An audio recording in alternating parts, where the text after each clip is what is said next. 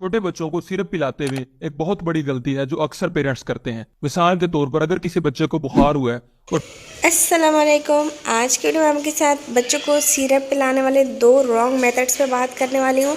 लेकिन उससे पहले आपको एक शॉर्ट वीडियो दिखाना चाहती हूँ, ये आपने मस्त देखनी है, उसके बाद ही रिव्यू दूंगी। छोटे बच्चों को सिरप पिलाते हुए एक बहुत बड़ी गलती है जो अक्सर पेरेंट्स करते हैं। मिसाल के तौर पर अगर किसी बच्चे को बुखार हुआ है और पेरेंट्स बच्चे को डॉक्टर के पास ले जाते हैं और डॉक्टर बच्चे को कोई सिरप लिख के देता है, तो पेरेंट्स क्या करते हैं कि बच्चे को 2 से 3 दिन के लिए सिरप पिलाते हैं। इसके बाद बच्चा ठीक हो जाता है और पेरेंट्स क्या करते हैं कि वही सिरप बचा के घर में रख लेते हैं। अगर 4 या 6 माह के बाद वही बच्चा दोबारा बीमार हो जाए या कोई और बच्चा बीमार हो जाए, तो पेरेंट्स क्या करते हैं कि वही सिरप उठा के उसकी एक्सपायरी डेट चेक करते हैं और बच्चे को दोबारा से वही सिरप दे देते हैं, ये समझते हुए कि सिरप की अभी एक्सपायरी डेट नहीं आई। ऐसा करना टोटली गलत है। जो सिरप के ऊपर एक्सपायरी डेट लिखी होती है वो सील्ड बॉटल की होती है। अगर एक दफा सील ओपन हो गई है और आपने सिरप खोल लिया है, तो आप सिर्फ 1 माह के अंदर उस सिरप को यूज कर सकते हैं।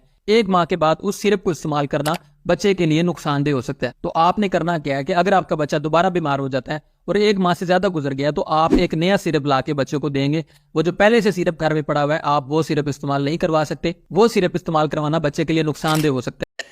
अच्छा डॉक्टर साहब की ये वीडियो तो आपने देख ली। यहाँ पे मैं आपको 2 चीज़ें क्लियर करना चाहूँगी जो कि हार्मफुल मेथड्स हैं सिरप पिलाने के। सबसे पहले डॉक्टर साहब ने जो मेथड शेयर किया है कि बच्चों के लिए कोई भी सिरप आप रखते हैं तो उसको जब ओपन करते हैं उनका सील ख़त्म हो जाता है तो 1 मंथ के अंदर यूज़ करें, नहीं तो उसका असर फिर ख़त्म हो जाता है और नुकसानदेह होता है।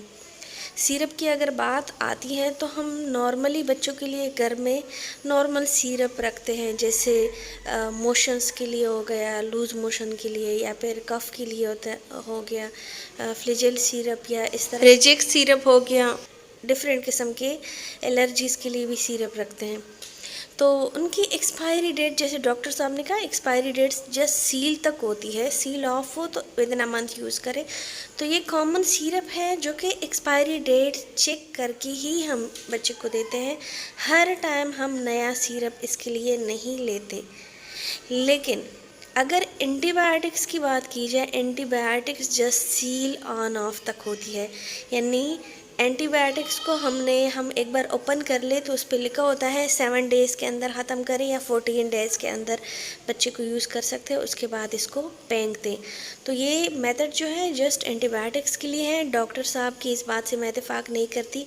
मेडिकली ये अनसेफ़ है, गलत तरीका है।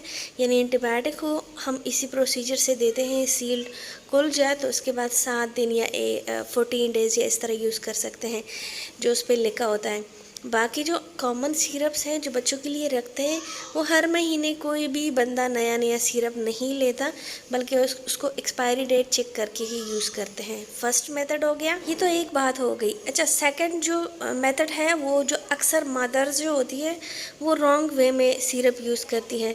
तो मैंने बहुत सारी मदर्स को देखा है, वो अमूमन ऐसा होता है बच्चों को, छोटे बच्चों को फीड पिलाने के बाद हम फ़ौरन सिरप देते हैं ना, या कोई भी मेडिसिन देते हो, चाहे एंटीबायोटिक हो चाहे सिरप हो।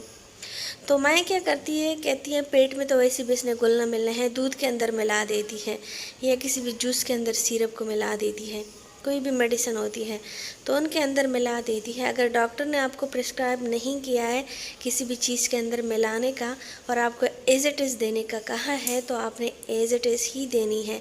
दूध के अंदर आप बिल्कुल भी बच्चों के लिए ये सिरप या मेडिकेशंस नहीं मिला सकते हैं।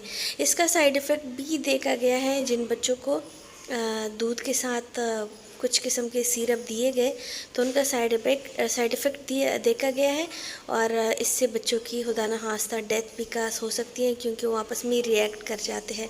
इसलिए दूध के अंदर नहीं मिलाना चाहिए। जैसे आपको डॉक्टर ने रिकमेंड किया है वैसे ही देना चाहिए। ये दूसरा मेथड मैं आपको क्लियर कर रही हूँ कि ये टोटली गलत है। सो ये 2 बातों पे आपने लाजमी अमल करना है। उम्मीद करती हूँ ये वीडियो आप लोगों के लिए शॉर्ट वीडियो है, हेल्पफुल रहेगी। अच्छी लगी हो तो लाइक एंड सब्सक्राइब ज़रूर कीजिए। अल्लाह हाफिज़।